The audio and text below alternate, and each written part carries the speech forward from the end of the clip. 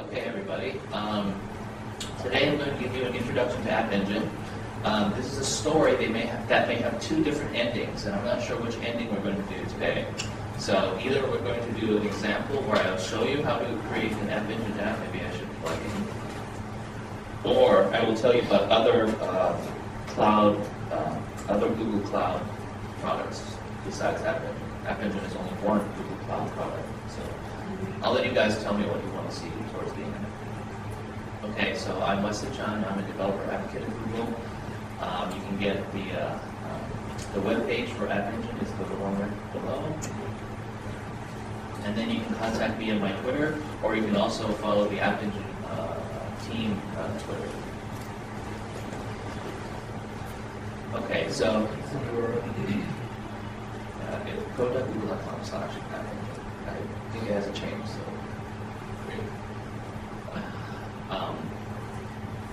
Yeah. Okay, so about me, this is just a lot of description that's not too important. The most important thing about me, if you haven't already come to my talks earlier, is that I like to teach. So I teach at companies, I give talks at conferences, I write, so I have a few books that you may have seen before. But the most important thing is I code. So I've worked at all these different companies before, working on Python full-time as a software engineer for the last 14 years. Using Python, and that wasn't actually easy to do, actually, to find a job as a primary software engineer where the main tool that you use is Python. That's been kind of tricky, even though I was in Silicon Valley. So, still some work to do for Python to sort of catch up and become more mainstream. So, the first thing I'm going to do is, before I talk about what App Engine is, I want to talk about what cloud computing is, besides being buzzword compliant.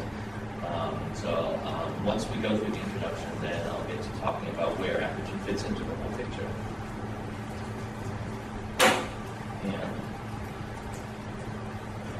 And since Google is sponsoring the conference, I'll give you guys something. Google usually always gives out something. So if you go somewhere and you don't get something from Google, then there's a problem. So I want you to be aware that there are Google user groups all around the world. There's one in Firenze as well, so I actually want to give a talk there on Monday night. But wherever you are from, there's probably a Google Technology user group nearby. So I have one of their stickers so you can remember the place that you can go and look them all up. So this is the GTUG, the Google Technology user group. Okay. You guys can grab one of these stickers.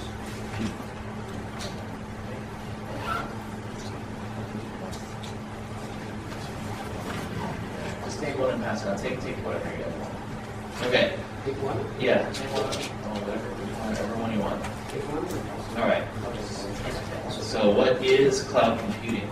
Basically, so here's a more official definition of cloud computing from the National Institute of Standards and Technology that they came up with about a year ago, a little over a year ago. So that's a very formal definition, and it's correct. Cloud computing has actually been around for even longer. Okay, so a long time ago in 1984, Sun Microsystems had, the company slogan was "The network is the computer." Okay, so they had already been thinking, as long as you have a connection to the network, we have the machines that do all the work. Now, the one thing that made it so it was not possible at the time was because machines, did not reach the commodity pricing stage yet. Right? Sun Microsystems machines, as well as HCI, HP, DEC, they're all very expensive.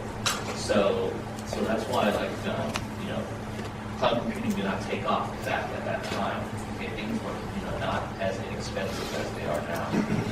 So cloud computing sort of, came into really strong focus in 2004, 2005, when Amazon came out with Amazon Web Services. Everybody know EC2 and S3, okay? And the main reason is because Amazon, over all this time in their entire existence, has built up enough, they have very large data centers, and they have many, many machines, lots of hardware, lots of disk, in order for them to survive the day after American Thanksgiving. right? So you know that is like the biggest shopping day of the year. So they have all these machines so that they can take all these the holiday gift orders, right? What are all those machines doing in July? Not much. Taking out electricity.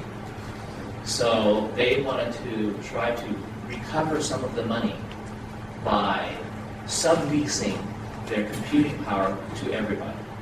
Okay, and that's how sort of Amazon Web Services sort of really started the whole, let's make commercialized cloud computing.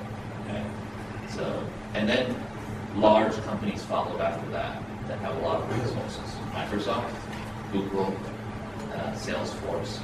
Okay, so a lot of companies have this bandwidth that, hey, you know what? I think we can turn computing into a utility like your power and your water and your electricity and your natural gas at home. So cloud computing is making computing a utility. Okay, and of course, just people always talk about the benefits like the cost. You can grow and shrink as you need it. Things are automated. So there's all these good things about cloud computing. So I don't have to go into that, just more marketing stuff. Interestingly enough, the claim is by next year, 1/5 of the largest 2,000 companies in the world will be using some sort of public cloud services, whereas 2 years ago it was less than 5%. So cloud computing is happening regardless of we cannot control it. It's going to happen. So I went to a very interesting talk given by the chairman of Symantec, John Thompson, and he said that you just should not fight it. Okay. Now, it's probably not a good idea for you to say tomorrow we will switch everything to cloud computing. Probably not a good idea. You cannot do it in one day. So he suggests that you, as a company, you slowly start migrating to cloud computing because eventually everything is going to change anyway. Okay? Everything is going to cloud computing anyway. So you might as well start now, but start it with smaller systems that maybe are not as critical, that you can sort of have a little bit of downtime or whatever, just to sort of transition over. So don't do everything all at one time. This is a suggestion. Okay. So there's 3 different levels of cloud computing. So I'll kind of describe to you what they are. So at the first level we have, the highest level we have SaaS, which stands for Software as a Service. And so in the Software as a Service, this means that whatever software you use, everything is online. You can only access this software from a web browser. There's nowhere else for you to get it. So an example of that would be, Gmail, Yahoo Mail, Salesforce, things like that. You have to have a web browser to use it. It's a piece of software that only exists on the internet. It does not exist on PC or anything else. Okay? So these are examples of software as a service. Everything is in control of whoever the vendor is. At the very bottom is IaaS, which is infrastructure as a service. And that is where we have the familiar Amazon Web Services. All right, so you're renting machines, so you're renting disks. So what they give you is they give you the hardware, they give you electricity, networking, and cooling. That's all you get. Everything else above that is your responsibility. Databases, operating system, web server, load balancing, monitoring, reporting. All of those things you're responsible for. Whereas at the software as a service layer, you don't have to do anything except for log in. Okay? Now, the one that nobody really talks about as much.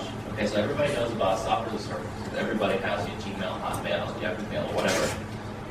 And then everybody knows about Amazon Web Services because you can rent something. It's great. The thing that nobody talks about very much is platform as a service. But to me, I think it's the most powerful one of all. Regardless of the fact that I work for the Appian team, kind of ignore that. All right. It's not a bias. It's actually true. Okay. The reason is because platform as a service gives you everything that you don't get with the infrastructure as a service that doesn't have anything to do with your application necessarily, right? I can write an application, but separate from that is, what database should I use, can I use? What web server should I use, can I use? What operating system should I use, can I use? Okay, those things are taken care of automatically, whereas with infrastructure, I have to worry about that stuff too, in addition to my app. At the platform layer, the only thing I have to worry about is the app. Okay, and I upload it to whichever company is here, Microsoft, Salesforce, Google, doesn't really matter. I upload it and they run it for me on the same machines that run the rest of their company.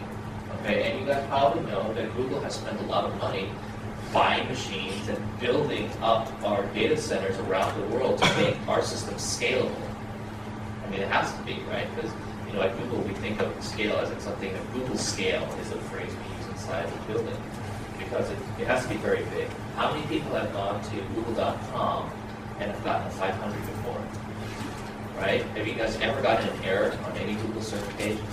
You may have once in a long, long while, but it should never happen, because the company goal is to never have bad service, ever. So they have paid a lot of smart people to actually build this whole thing. So wouldn't you like your application to run on the same systems too? So that's really the value add for the platform. And you use platform as a service to write software as a service applications. Because once you write it, those applications now live in the cloud. And so they, in fact, so your users don't have to worry about anything else except for creating a login or having authentication or authorization to the data. Okay? So it gives you everything that infrastructure does not have in order for you to build SaaS applications.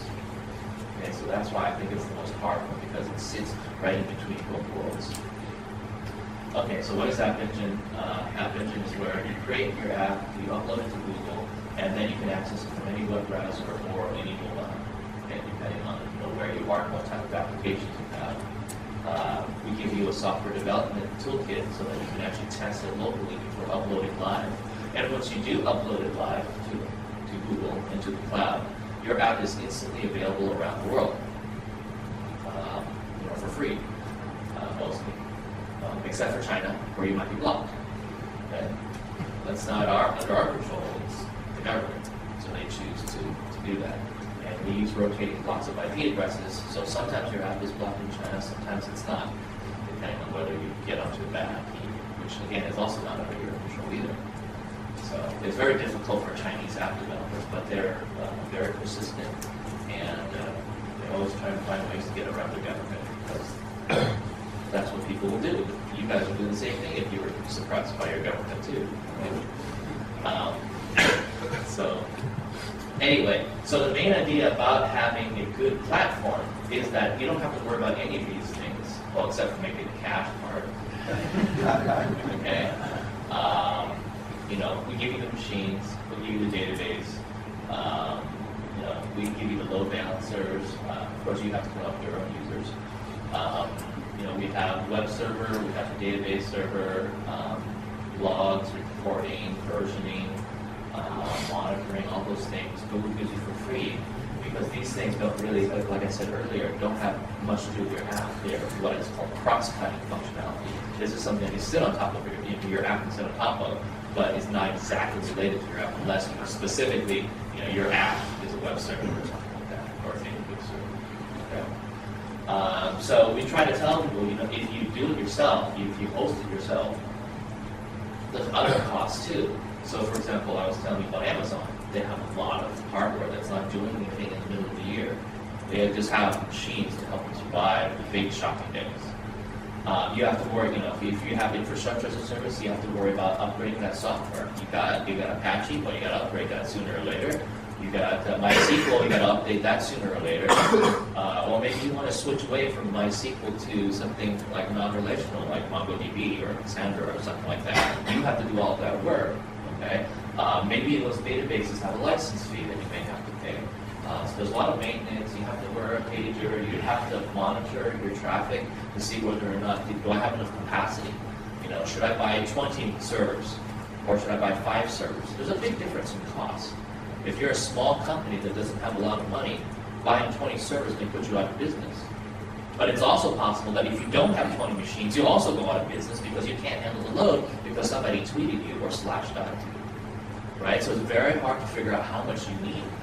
In fact, that's one of the most expensive things that that App Engine and other platforms try to give you is scalability.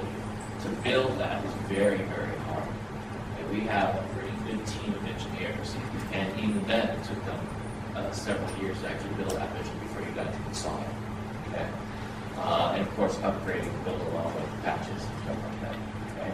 So this is the marketing slide again, a marketing slide. So Google says, well, we'll give you everything inside one box. You don't have to worry about the rest of it. It's easy to start because we'll give you some free applications that you can use to try it out. We'll give you some free quota so that you can try it out. And if you think it's the right thing, then yes, that's fine. You can use it for production. And only if you exceed the free quota do we actually charge you money. If you have a website that doesn't get a lot of traffic, you may not pay much at all. Okay, so it's very economical. It's easy to get started that way. Easy to scale means you don't have to do anything at all. You don't even have to wear a pager or a beeper or anything like that to tell you something's wrong because you've got a lot of traffic. There was one application developer who was telling me a story. One day the famous actress Demi Moore found out about his app, and she tweeted about it, and instantly, 14 million people tried to access their app, but they didn't even know that until they checked their logs the next day. Their service never went down. They got a lot of traffic. You can see that on the graph. It just went up, way up high, and then went back down to normal. People said, "Oh, okay, this is pretty cool." So you never know when these things are going to happen, but they didn't even know about it, not much less worry about it, right? As a developer, that's one thing you do have to think about, okay? And then easy to maintain. So of course, App Engine doesn't do, we're not a source code repository for your application, but we do save versions of your app for you. So, once you're ready to go live to production, you have everything in your version control, like Git or Imperial. You upload everything to App Engine. And then maybe a few months later you have version 2. So you take that source code and then you also upload that to App Engine. But then you discover, oh no, there's a really bad bug in this code. I really want to roll back. Okay. So you don't have to go and back to your source code control system and go, okay, I got to pull out every single file that was V1, and I hope that my repository was correct. I hope my test suites tell me it's correct, and then I'm going to re-upload it. Okay. So you don't have to do that. Because App Engine automatically saves the 10 version, up to 10 versions of your app. So you can say, with a click of a button, you can say, you know what, I don't want to run V2, I just want to select V1 and then run that one, and you can do that from the control panel. Okay? You don't have to, so of course it's a good idea to have version control, but that's really for catastrophic purposes. Okay? So we let you do that. So it's easy to maintain your application in App Engine too. So in other words, engineers at Google do all of the dirty work for you, and you don't have to work pagers because we have those for you. All right, so we get alerted when there's something wrong with the system. Okay, so anytime any of you guys have problems with your App Engine app, by the time you have your problem, somebody already knows about it at Google. And because we have people around the clock watching the system. Actually, even better, we have machines that are watching the system. Humans are only contacted if necessary. Okay, so you don't have to be an IT person, basically. If you are a very small company, we are your IT team. All right, so let's talk about the components. So you have to know what the system is. Right. So there's 4 major parts of App Engine. We have the language runtimes, which is what are the languages that you can use to write your application with, the libraries, the APIs. We have a web-based administration console for you. Let me show you what that looks like. We have the scalable infrastructure that I mentioned earlier, and then the software development kit for you to use to build your apps with. Okay, so the thing that you have no control over is the scalable infrastructure. Okay, this is all under Google's control. Okay, you don't know where your machines are. You don't know what kind of machines they are. You don't know what kind of operating system it is, except that it's some sort of Linux. It uses the Google file systems, proprietary file system. It's our custom hardware, and we're running using BigTable, which is Google's non-relational data storage. Our paper was written in 2006, so you can actually look up the technical details of how BigTable works. Very interesting. So that's the infrastructure. What's GFS? Google File System. We like to homemade everything just because we think we can do it better than anybody else. We have a lot of smart people that are researchers or graduate students that have graduated and want to bring their research to work, right? Working at Google is like postgraduate school. You probably heard that they give you food and they wash your car, you do laundry there, there's exercise rooms and stuff. So it really is like being at the uni. Proprietary as well.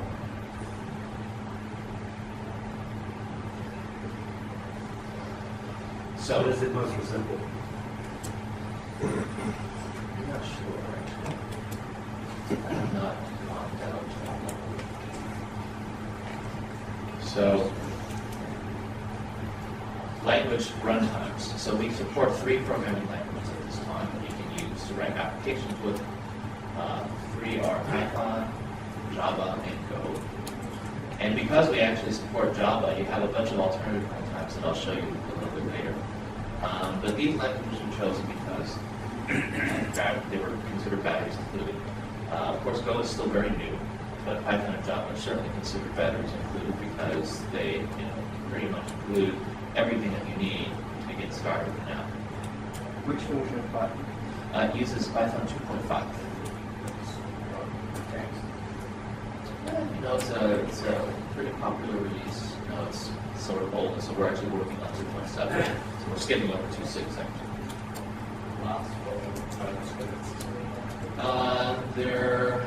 So when there's a strong enough market demand, they will put resources on it.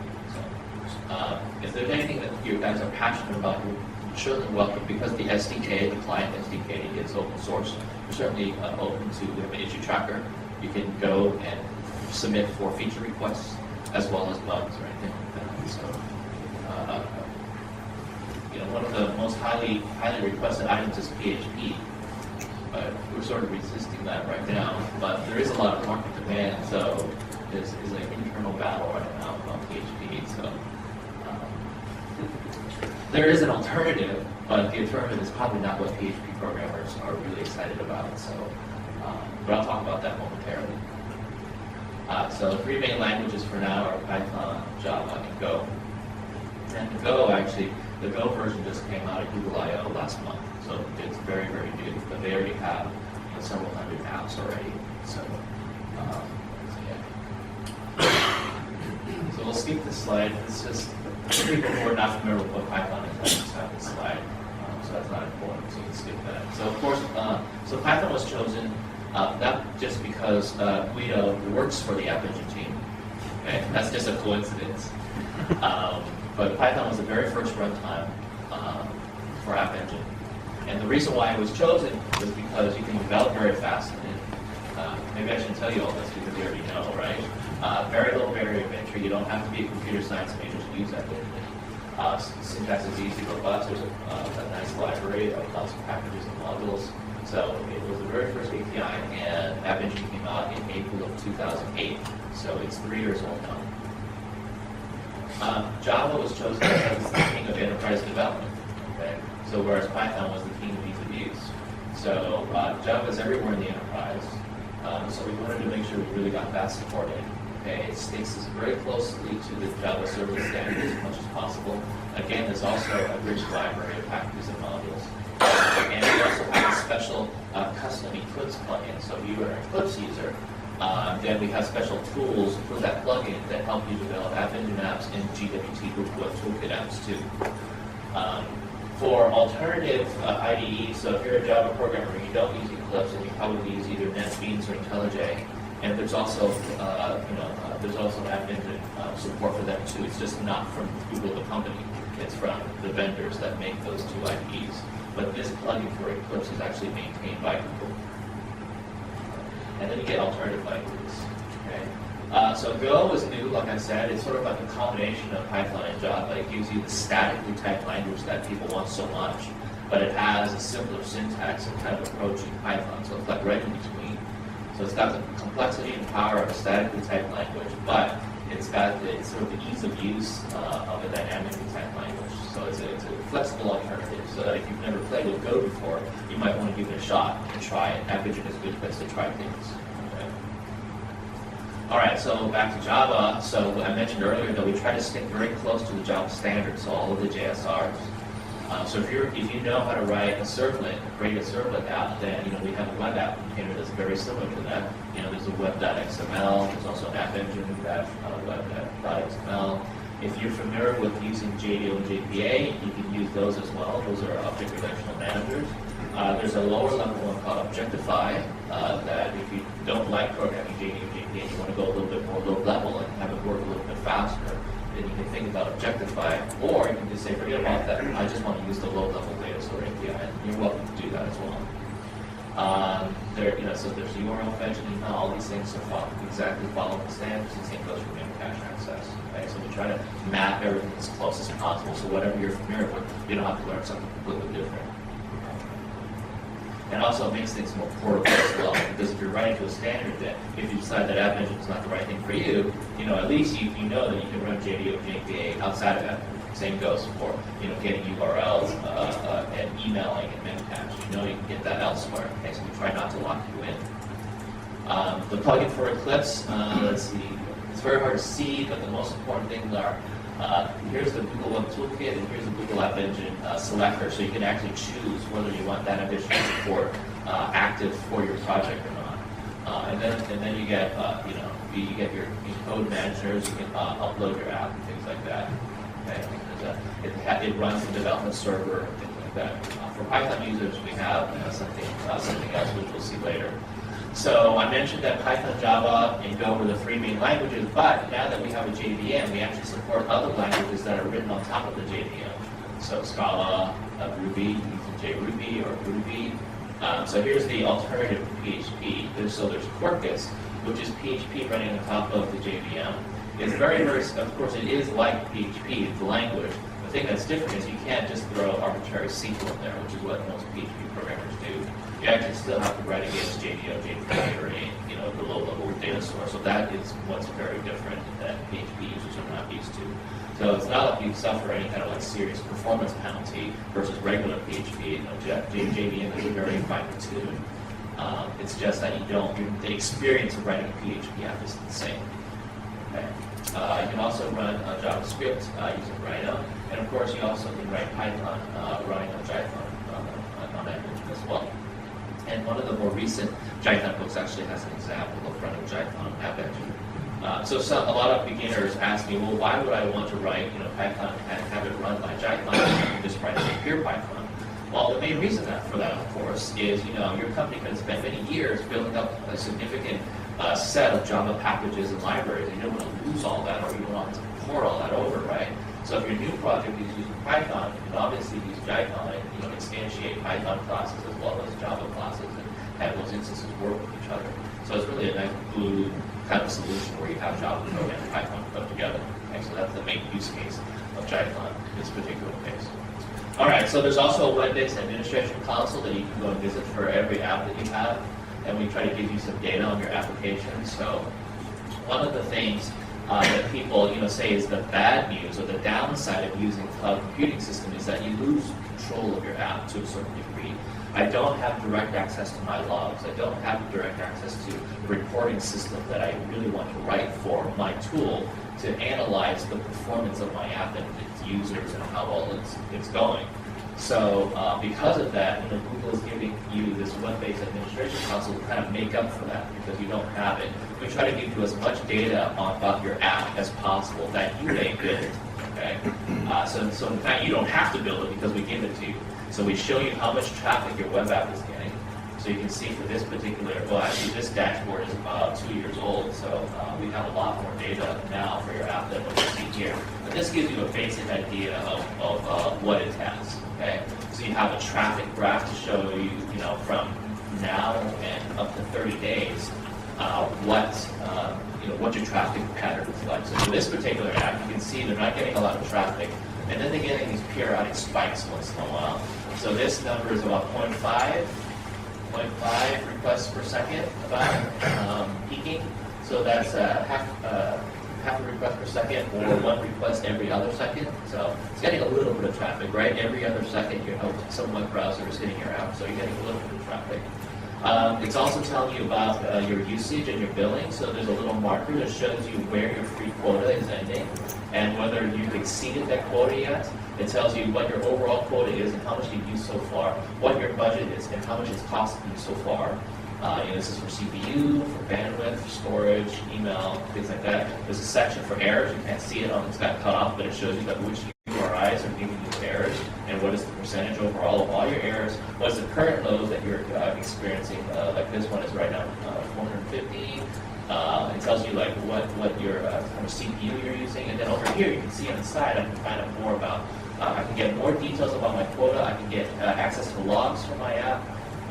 I can take a look at my data store indices. I can go and browse the data that I have in my data store. I can do settings. I can control who the developers are of my app. I can manage the versions. I can control my billing settings, and then I can get the documentation and system status and all these things that we give you as tool so that you don't have to build it yourself. Okay. And then we also have this overall system status. Okay, so it's not always green like this. Sometimes there's problems, right? You're not immune. Cloud computing system is not immune to issues. But the thing is, a lot of times people see, people are experiencing problems with their app, but when they go to the system status page, everything is green, so they're wondering, why is that? Is this thing lying to me? Well, the thing is, this thing is not for your app. This thing is for the entire system overall. So even if your app is maybe having, some problems, not all apps are having problems. So it's only if it's a general problem or it's affecting, a lot more than just your app that things actually show up. And like I said earlier, by the time something actually shows up here, somebody already knows about it at Google. Right? So, if you're running into any situations, then, just file a ticket and somebody will look at it. All right? We'll probably just tell you that somebody's already fixing it. All right? So anyway, let's talk about the SDK. So the SDK comes with a development server so that you can try locally before you actually upload it live in production. Very easy to deploy. All you need is your credentials. Okay. You can use a UI or you can use command line. You can, again, manage versions of the SDK, and also you have access to the APIs. All right. So I'll talk more about the APIs momentarily, but for now, I want to talk a little bit about what type of users that we have, just so you can get an idea of who uses App Engine and what some of the numbers are. So App Engine actually has been growing very steadily since the original launch. Okay? So we've been around for 3 years now, and usage is actually taking off significantly, to the point where we made this announcement at Google I/O last month, and that is that Google has put their name behind the product, and you're coming out of preview mode. So it will become an official product now. It will not be canceled. All right, unlike other Google products, unfortunately.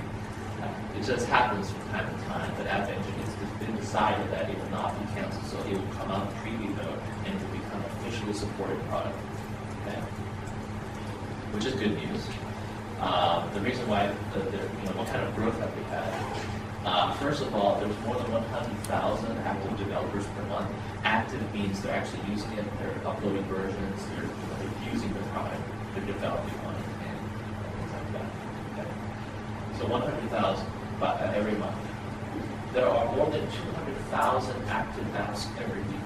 That is getting traffic. So you guys can all go back to your hotel room and do the hello world, and then it's just going to die because it's not getting traffic, right? So removing all of those apps that are getting traffic every day, there's more than 200,000. Actually, these numbers I'm giving you are very conservative. The actual numbers are a lot higher, but we're not ready to make those numbers public yet. But these numbers we can make public. Okay? So all you need to know is that it's more than whatever numbers I have here. Like active apps, there's more than 100,000 active developers every month. There's more than 200,000 active apps every week. And if I was to take every single App Engine app and put it together, how many page views do we have today? Okay. Anybody want to take a guess? How many page views every day? It's 1.5 billion page views every day that we see. Okay. This is awesome. Yeah, it's kind of shocking to see. So for a while we were under the radar, and as soon as we went over 1 billion page views a day, a senior VP found us. And because if it's not a billion, then it's not Google scale, people won't notice. But when it went over a billion, we got a visit from the senior VP who brought us some drinks and eats and sweets. Okay, so it's a pretty big number. Again, it's just all apps put together, not individual ones. So who are some of our developers? So these are some well-known companies that use App Engine. Of course, eBay and the American shopping company Best Buy don't run their entire company off of App Engine, but they do run certain parts of the company off of App Engine. Same goes for another company that's not listed here, eBite. If you ever used them before to host a party, they also they run at least 10% of the traffic through App Engine. Okay. But I'll talk about some of these companies, in particular these two over here, Buddy Poke and Gigio, because they're interesting scale cases that you should hear about. So Buddy Poke is the first one. So I don't know if you guys use Facebook or not, but there's a concept of poking. Everybody know what poking is, where you poke your friend, hey, I'm here, kind of a thing. And then another company called Slide came up with Super Poke. So instead of just poking somebody, you can throw sheep at them, okay, or give them a beer, or give them a high five or something. So that's more interesting. And then there's this third company called Buddy Poke. Okay, that has little icons and avatars, and you can dress them and play with them every day, make them happy. And they're on all the social networks like Facebook, MySpace, Orchid, High-Fiving, Hives, Friends. They're on every social network, and they're making a lot of money. Okay, so we know that they're pretty successful. So what kind of scaling have they been able to do with that venture? Let's skip the slide for a second here. They have more than 62 million registered users. So that means there's at least 62 million rows in their database, or actually objects. We don't use rows because it's not a relational database, right? So 62, actually there are more than 64 million registered users now because I checked a few months ago. Okay, so that's a lot of users. Now, registered users is like having an app. Is that app active? So the more important number is how many of these users are actually coming and playing with their little friend every day. Okay? On Facebook, there are 3.6 million daily active users. Daily active means they come and check their app every day. On MySpace, there was 1.9 million daily active users. So altogether, at least 5.5 million people come and play with their little friend every day. Okay? And they're making money. And I'm not even counting the other social networks that they're on. A question, Yes, they are. Because they launched really quickly right after App Engine came out, and the Java support did not start for 1 year. So we announced the Java support at the 1 year anniversary. And then the Go announcement came at the 3 year anniversary. So they are using Python. Okay, so let's go back to a couple more apps. Enterprise apps. Okay, so this Web Vitals company is a very, very interesting company.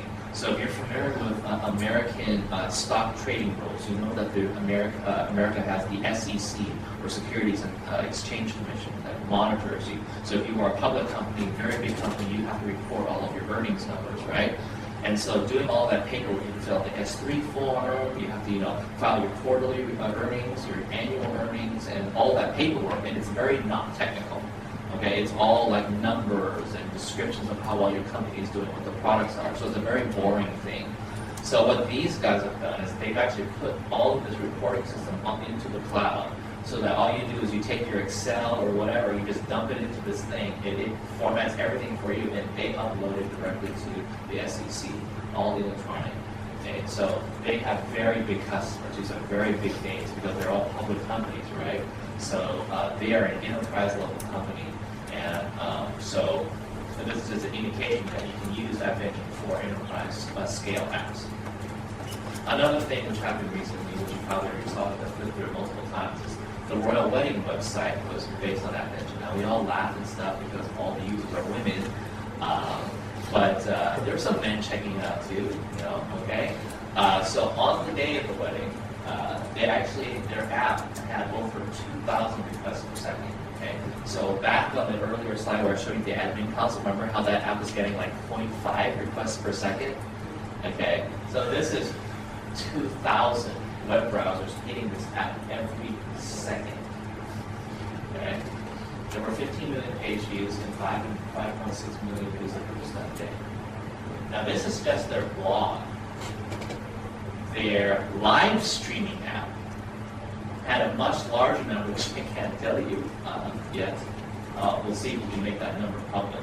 But it is much larger than this number because everybody wanted to watch the event, right? Unfortunately, in America, it's like in the middle of the night, so some of them have to stay up like really late. Kind of like last night. To watch the video. That was done by that's a YouTube app. I mean, it was done by YouTube, right? With live streaming. But they use an app to kind of post the frames. So it served all the static content. So anyway, so it was a much larger number. Let's just say there were 5 digits here. Okay, 5 digits of requests per second. How many people are hitting this app every second? Okay, now think about how you can build that into your app. Okay, so that's one of the main reasons why you would want to go with a system like Epic, because the scanning thing is one of the most expensive and difficult things to build and maintain. Okay. Epic is also used for gaming. Okay. So, for example, I don't know if you've seen that the Angry Birds game just came out with a web version for Chrome. So that app is actually posted on Epic as well, and a bunch of other apps, web apps. So let's talk about the other company I wanted to mention. That's Tagliatelle. What they do is, instead of having an app that lives forever, they do apps for specific events, like a sporting event that only happens once in a while, okay? Like the World Cup or something. Or if Hollywood wants to do some sort of special promotion just for the new movie or something like that. So these apps, they make it, it starts with no traffic, gets a lot of traffic, and then it goes away and then you do another one. So that's this type of scale. Okay. So we already saw on the previous page of the wedding to 2,000 requests per second, but here's an example of how that traffic came. So this app got at most 1,600 requests per second. But I think this was like, I think it was one of the, either it was an Oprah event or it was a President Obama town hall type of event. So nobody knows about it because they made the app. And then suddenly the news hears about it, so they talk about it on the television or on the radio.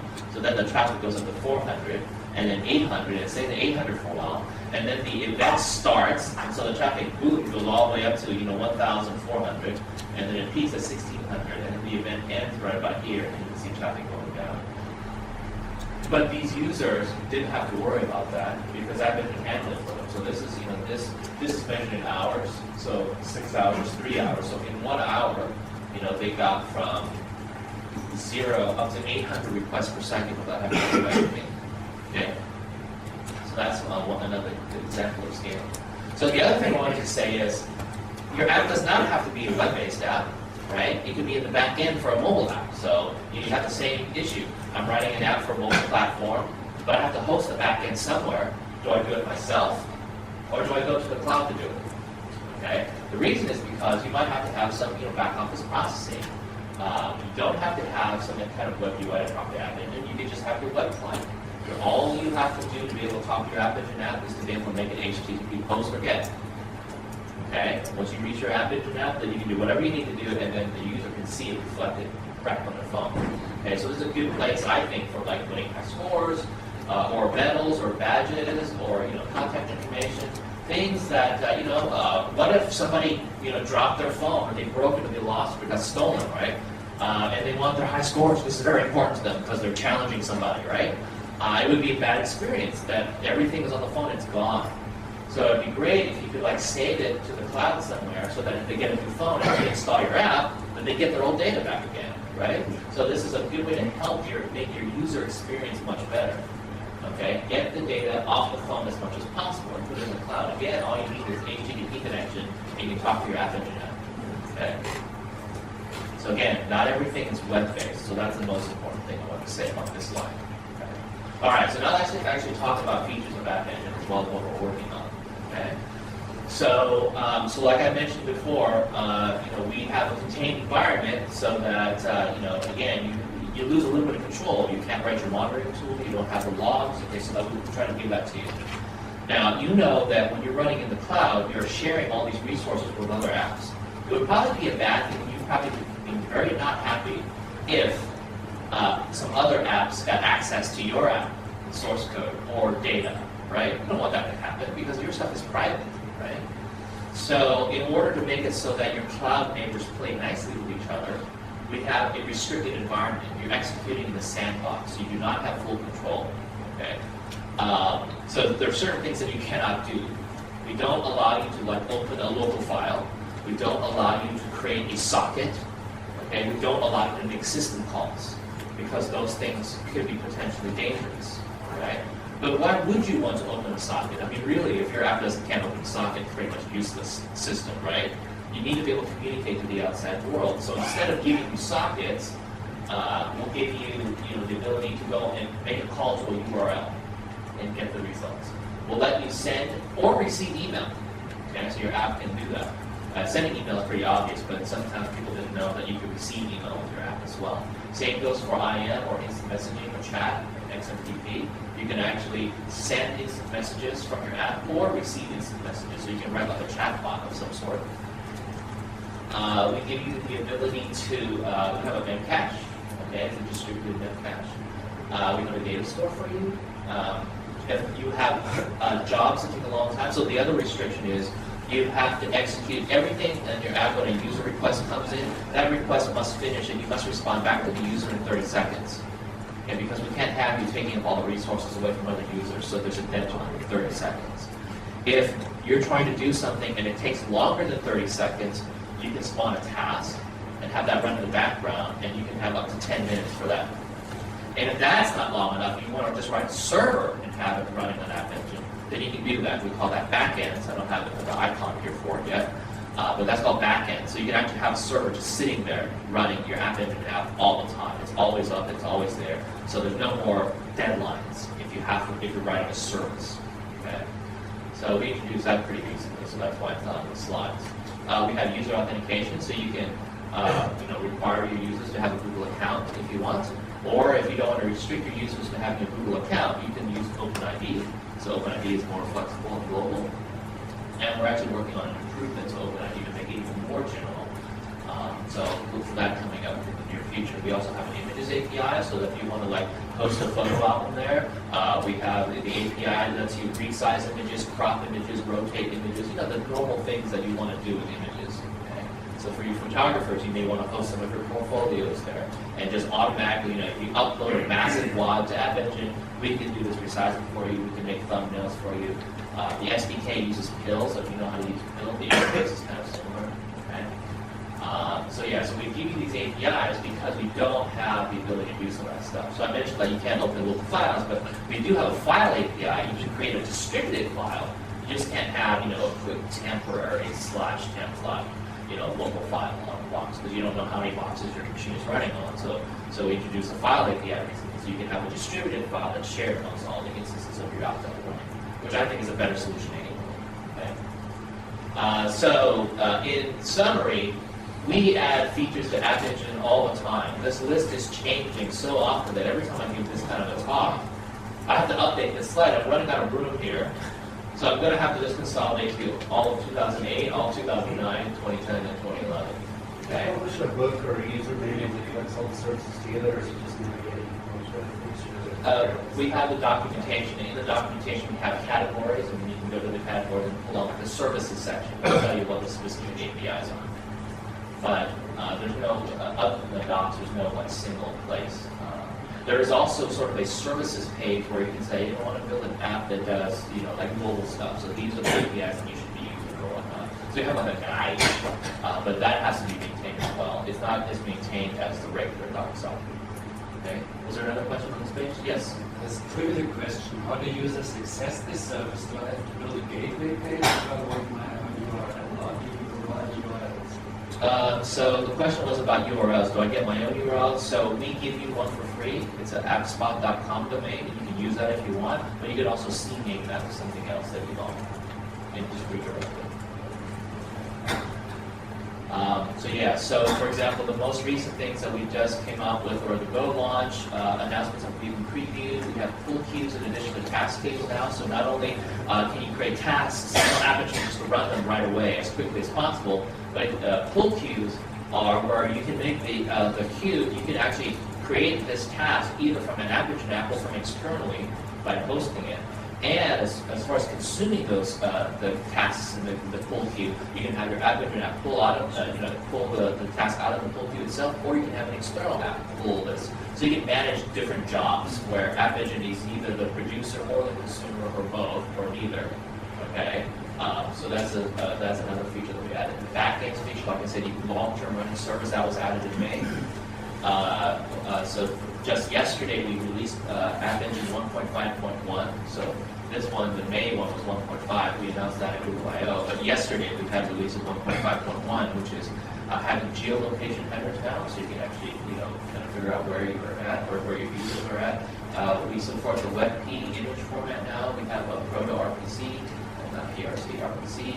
We also have HRD and SDK, which may not mean too much. I'll tell you a little bit more about HRD in a little while. And then channel presence. So a channel is basically like Beacon or it's not WebSockets. It's more like Ajax.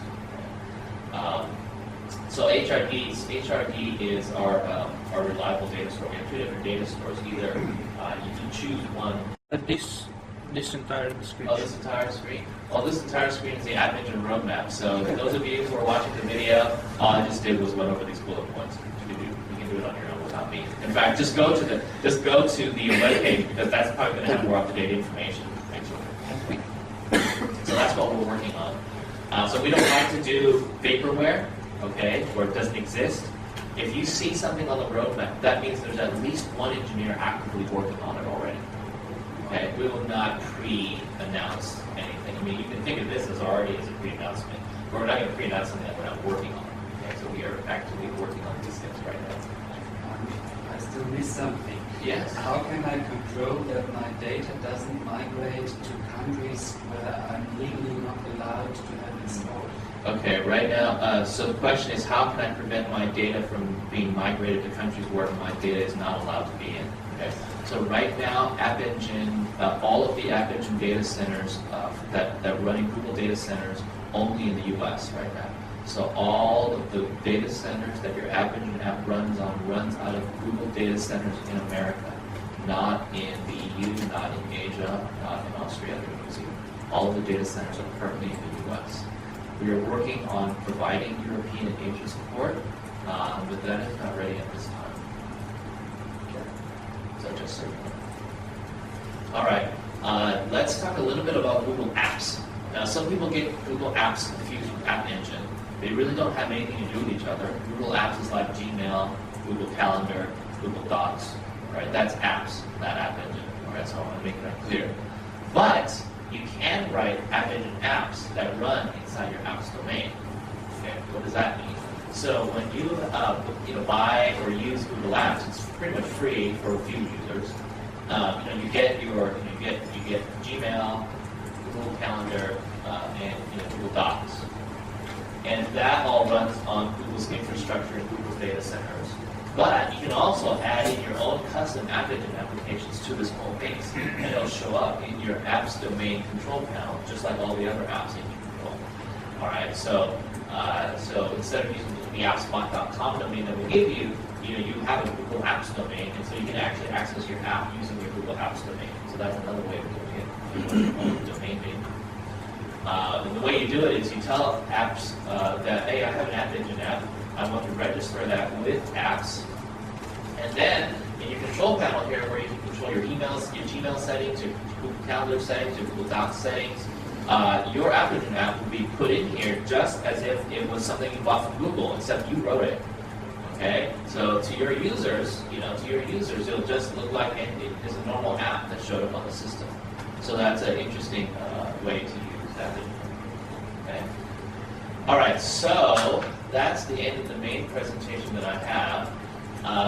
Let me show you a little bit about getting started, and then we can kind of choose the ending of our story here, whether you guys want to start coding right now if you have your laptops. If you want to start coding App Engine, I can show you how to do that, or I can talk about other Google Cloud technologies too.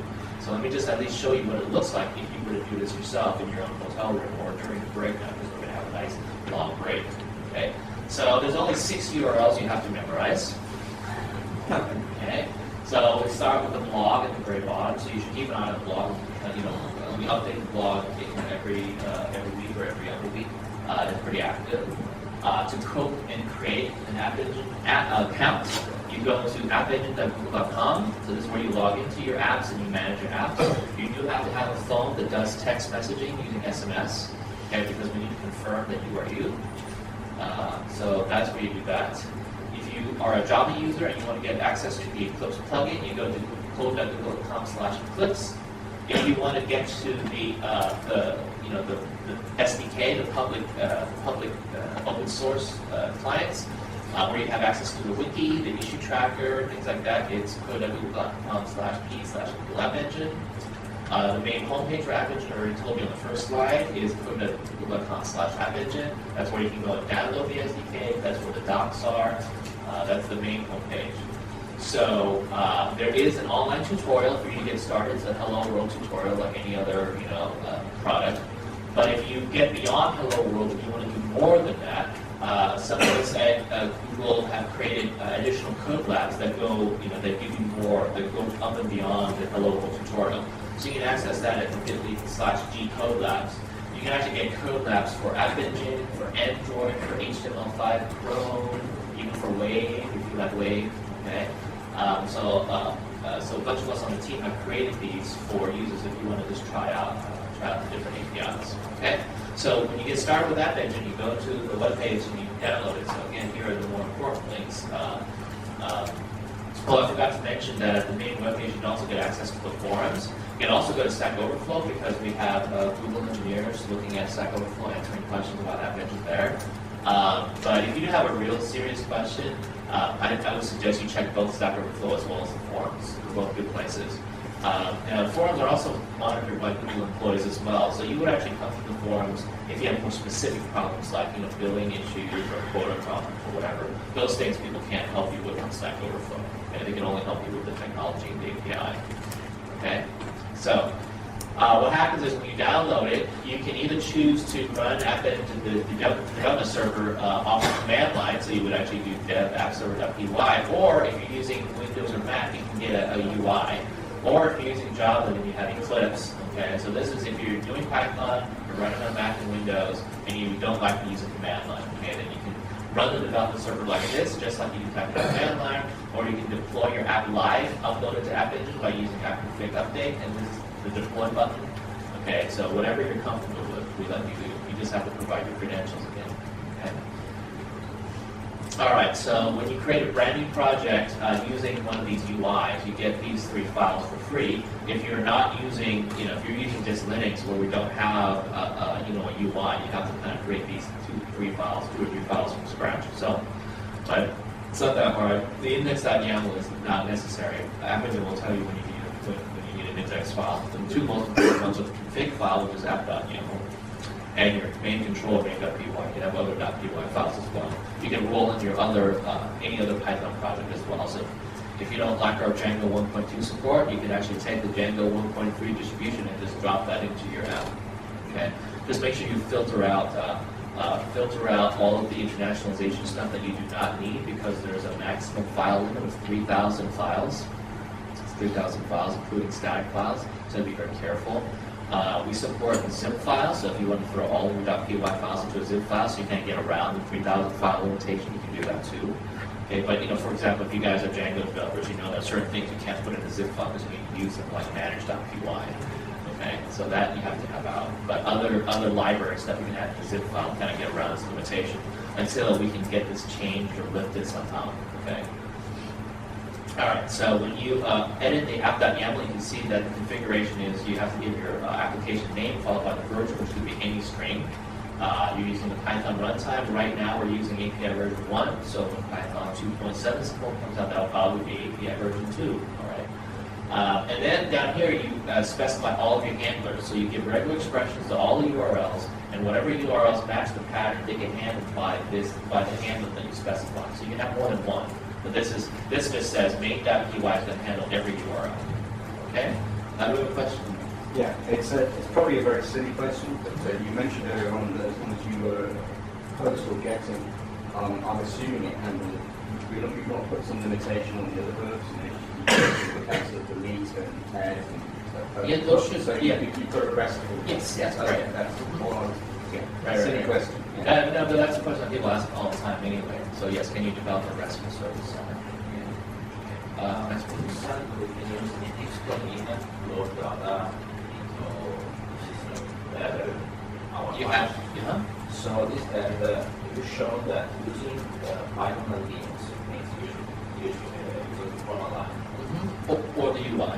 Or Oh yeah, that's right, not in Linux, that's but right. you call also we can use Eclipse.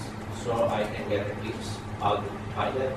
So I have Eclipse from Python. Oh yeah, on Linux, yes, but if you have, I don't think PyDev has, the PyDev plugin doesn't have the same stuff as the Eclipse, the Google Eclipse plugin. So that's the thing. Yeah, you can use Eclipse to do your Python development, but it doesn't have the UI features. So, question? Maybe it's like focus now, but can you tell a little bit more about what are you using to implement the sandbox function?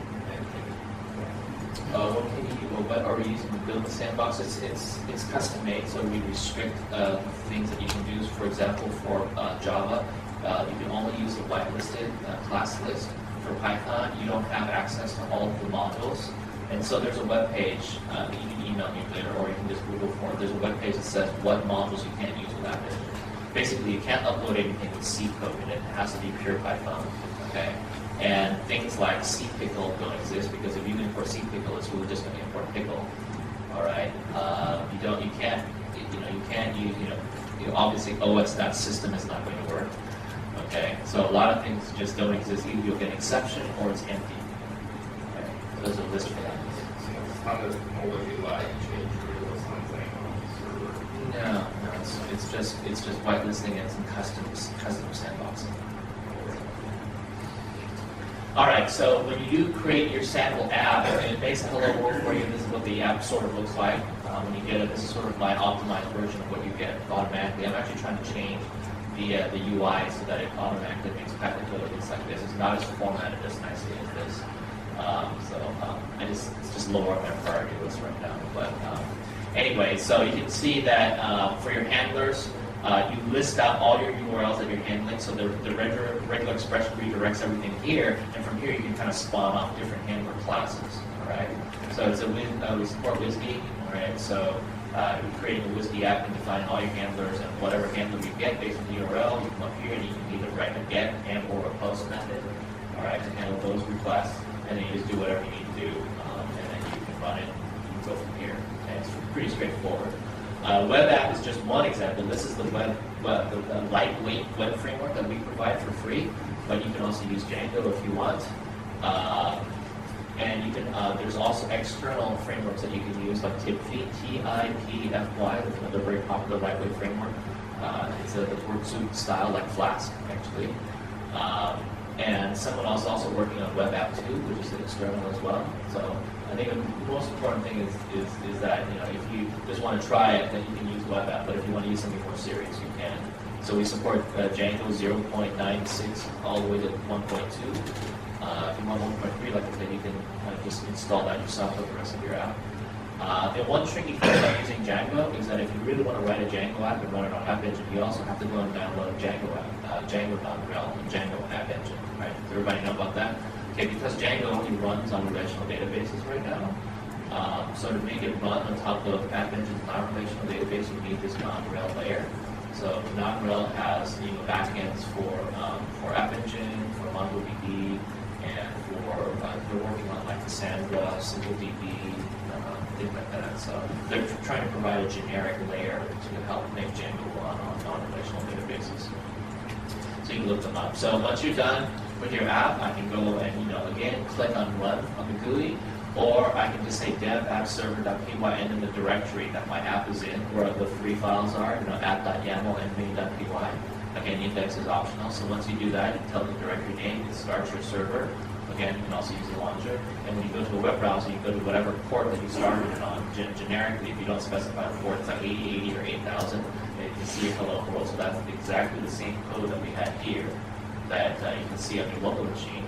And once you're ready to go live, you go to appengine.google.com, you register, you get your SMS that has your secret in it, and then you register your app. You tell it what kind of data store you want to use, what kind of authentication you want to use, Google accounts or whatever. And then everything's good. So once your app exists, one thing you do have to remember is you have to, since you get a unique app ID.appspot.com, you have to pick a name that hasn't been chosen already. Okay, so you have to be very creative there. Right? And it's a one-time thing. Once that name is taken, nobody can ever get it again. So if you care about that URL, don't delete it. Okay, if you delete your app, it's not like it's going to come back into the system. It's gone forever. Okay, keep that in mind. Anyway, so this is what your control panel will look like. It'll tell you like what your app names are and what version it is. So currently, right now, because we're still in preview mode, you can get up to 10 applications for free. But once we go official, we go live, and it becomes an official product, you're only going to get 3 applications. Okay, so sign up now. And it won't be until like towards the end of the year anyway, so you don't have to panic like you have to sign up like that. Okay, we're not going to change it to 3. Yeah, again, the whole idea is try before you buy, really. Also, so the other thing is when you have your app.yaml, of course it generates a generic name like hello world. Obviously that one's taken already, so you actually need to change that if you really want to upload it live. If you're just running the development server, the SDK, it doesn't matter what that is, right? Because no one else is going to be using it. But if you're uploading live, it has to be this name.appspot.com. It's your actual app ID name. All right, so just be aware of that. And when you're ready to go, you can just do app configure py, update, again, the directory where your files are. So this is App Engine, actually I should have done this. I should have just cd to desktop / Google App Engine, not hello world, because otherwise I have to do app config update dot, right? It's the directory name, okay? If I cd'd into it, unless I have a subdirectory called the same name, it should do that. Then it asks you for your credentials, like your email password, the email and password. And then you just go to your appid.appspot.com and your app is again live to the world, except for maybe China. Okay? So that's how that works. All right, so that's the end of the talk. Thanks for coming, and we have a few minutes left. So I'll take Q&A now, but afterwards I can either show you how to do App Engine live on the screen, or I can tell you about other Google Cloud products that we're interested in. So let's ask the Q&A first, and then if you're not asking Q&A, you can also say other cloud or App Engine. Okay? So, all right. Anybody with questions? I guess you asked all your questions already? Oh, okay, Raymond. Okay, so you had mentioned this case where developers didn't even know they were being hit with an enormous load because they were tweeting their account. That's right. And they preset some limit that said, I will pay for up to this amount, or this billing. They didn't get paid, so they didn't know that they went to do. They pre-authorize, I'll take up to 1 million hits and I'll pay for that, or does the billing come later? And then, given that if someone does a denial of service attack or strokes your account, is that not you offline? I presume there's protections against those. Okay, good questions. All right, I'll take the first one first, which is, do you pre-allocate, we pay for stuff? So, so basically, when you turn on billing right now, so we give you a free quota, that's great, right? But if you trust Google enough to give us your credit card number, we'll give you even more free quota, okay? And only if you exceed that additional quota do you actually get charged, all right? So what happens is, so Google scales, and up to a point where you reach your maximum. And so what is the maximum you set your bill? So you do set a budget if you want more services, but the current default is you get like 1 gigabyte of incoming bandwidth a day, as well as 1 gigabyte of outbound data. So if you think you're going to exceed that, then you really should set your budget accordingly.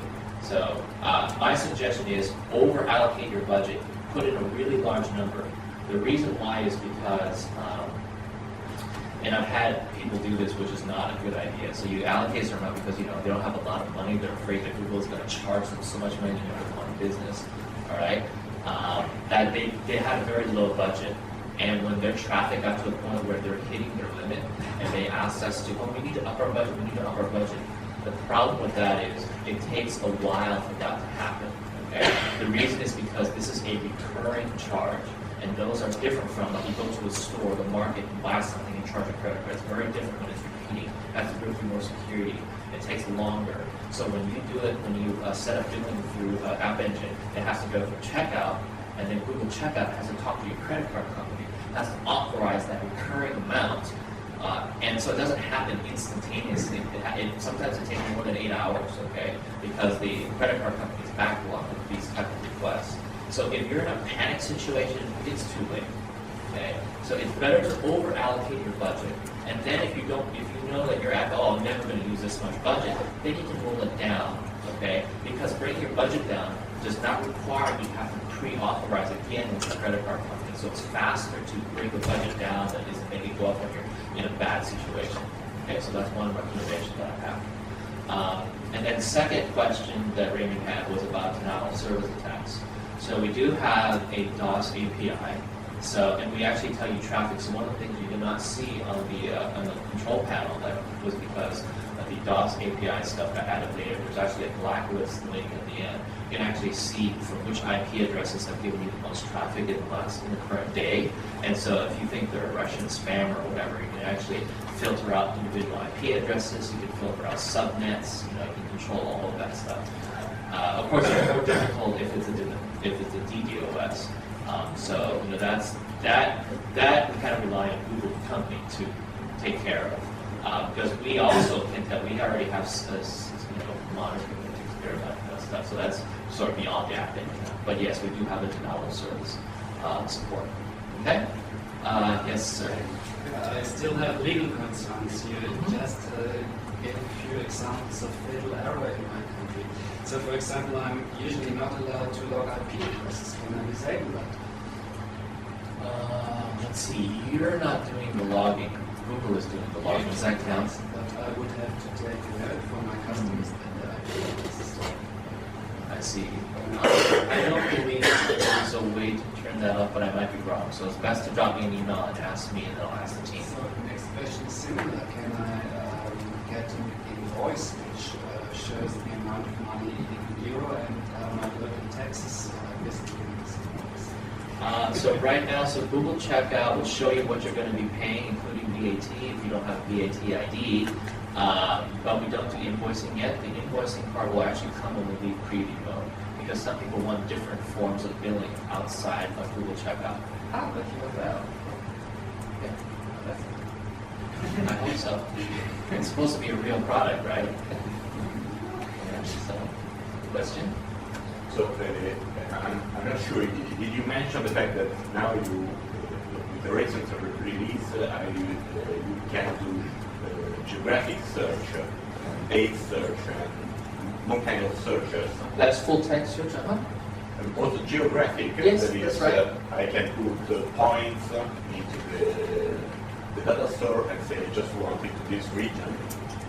Yeah, the best thing to do is watch the topic Google I/O was given last month. They'll answer your questions. But right now the product isn't out yet, so I can't really say anything other than. Maybe with the last release 1.5 or it's we announced it at the same time we released 1.5, but it is not in any release. It's not a release product.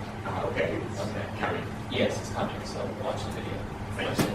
Yeah, just my question, but is there an ETA on that? This all sounds really interesting, but Yeah, we can't give dates. Yeah, We okay. can't make We promises. say that. Yeah, we can't give promises we can't keep. But at least you'll know that we're working on it. And they actually may give some sort of estimate in the video, which I actually need to watch myself, actually. In the back. So you mentioned if you're building a Django app, you can't use the native database like Postgres. You have to use the non-rel. If you later decide that you want to move off of Google App Engine and build your own server infrastructure, Yeah.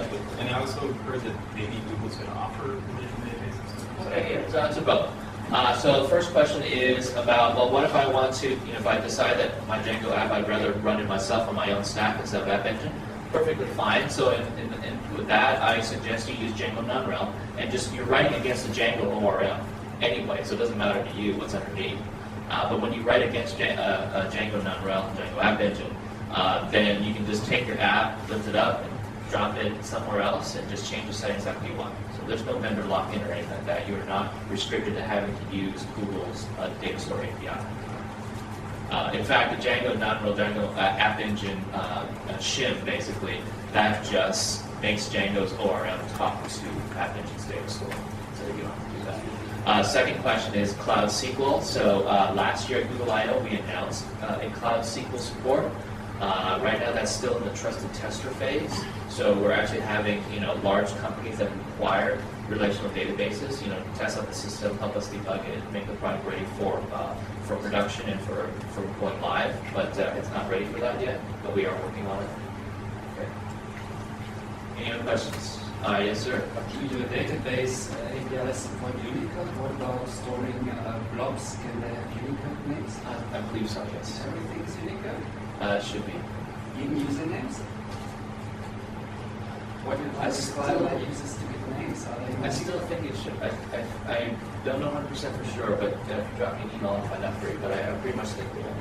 So And that's okay. Anything else? Do you guys want to hear other cloud, or do you guys want to do live stuff? Oh yeah, so I'm actually giving talks at other conferences. So if you happen to be in the area, just come by and say hi. I like to meet users.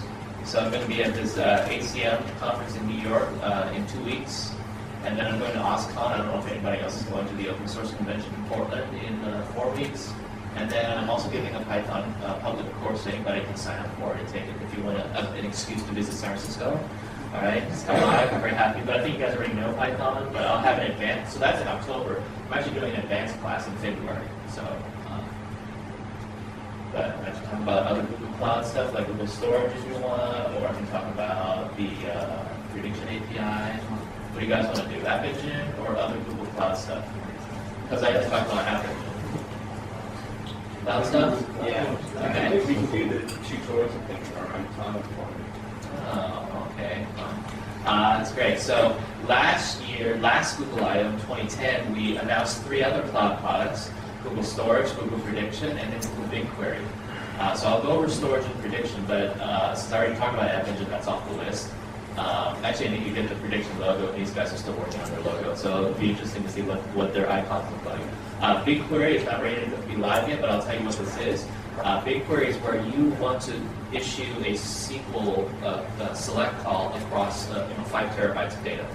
Can't quite do that with MySQL today, I don't think, right? And you need to be able to have the answer come back quickly. Okay, so that's what BigQuery is. You upload a massive amount of data to Google, and then you can run SQL queries on it. So that's what BigQuery is. And you can, it's still in preview mode, and you can go to the website, Google for it, to find out how to use it. Okay. But I can tell you about storage and prediction. So because we announced it, the preview last year, Google I/O, this Google I/O last month, these products went live. You don't have to be opted in anymore. It's not whitelisted anymore. Anybody can sign up for a Google Storage account for prediction. So Google Storage is like Amazon S3, rent a disk basically. Okay. So it's cloud-based, binary object store. You can have lots of buckets and many objects in those buckets. You control your data. You have ACLs, so you can say who gets access to it or not, there's RESTful APIs, stuff like that. So, and all these other marketing things. But the more important thing that you need to know is comparing Amazon S3 versus Google Storage. Okay, so Google Storage has lower latency, and it's also more reliable for large downloads. Like if you're downloading like a gigabyte, chances are it's not going to get disconnected, so you have to try to redo it again. So because it's faster and more reliable, we charge a little bit more than Amazon. So those are probably the most important things you need to know. And we already have a lot of users using it. This is just a list of people who were using it before we went live. And these are external users. So we have internal users, external users. All right. So since I'm running out of time, I'll just go over prediction really fast. So the Google Prediction API is probably going to be Google's most interesting API, period, because this is machine learning in the cloud. Okay. So this is where you can do a call like this. I can pass in some phrase. I can call the prediction API and kind of tell you what it is. So it's like a crystal ball. You just have to train it. Okay, so if you know machine learning, it does supervised. If you know machine learning, it uses supervised learning, so you have to do training. You upload all your data and the training, and then you can do predictions. For example, you upload these sentences, and you say, oh, this is English, this is Spanish. The next time you upload a sentence, it will actually be able to tell you which one they are based on the clues that it's gotten, based on some keywords that it recognizes. Okay, so this can be used for lots of different things, like spam content. Like if you have a blog and you want to see whether or not, think whether it's spam or not, and you can block it. Or you can check, for voting, which way are they leaning, one political party versus another party, or bad content for children, or like how do people feel about your product? Like, are they happy with your product? Are they mad with your product? Okay, so you can do lots of different things with the prediction API. It's RESTful, okay? So you basically just upload your data, you train your data, and then you can make predictions. These are all REST calls, okay? And that's pretty much it. So, any other questions? Okay, yeah, we only have time for like 2 more, that's it. Yeah, okay, so do you reuse the data from, because following up the connection with your kind of training, is your training, the results of your training, that you're doing your training isolated to just who's using it, or is it spread out and all users, or does Google reuse it in any way, shape, or form? Google doesn't reuse your stuff, okay? You control your model, whether you want to start from scratch every time you do training, or whether you want to reuse it every time. Yeah, so you can it's live now, so the documentation is pretty fully featured. Last question. My company has hundreds of petabytes of decision. Oh, Google Storage? Oh, yeah, a bunch of terabytes of data S3. Oh, we provide this really cool tool called GSUtil. Okay, so it uses Boto, if you're familiar with Boto, because that's the library that talks to Amazon, but we've customized it to talk Google Storage. So you have to do something like GSUtil CP-PR S3:/ the name of your bucket, and then GS:/ your Google bucket. So you can actually start massive copy jobs that way. For speed, for latency, and for reliability, if you need it. If you want cheaper storage, if you want to just buy like a Fiat, then you can just stick with Amazon S3. But if you want a Mercedes, then Google Storage. That's marketing. In Europe also? Both the US and Europe. All right. Thank you, everybody.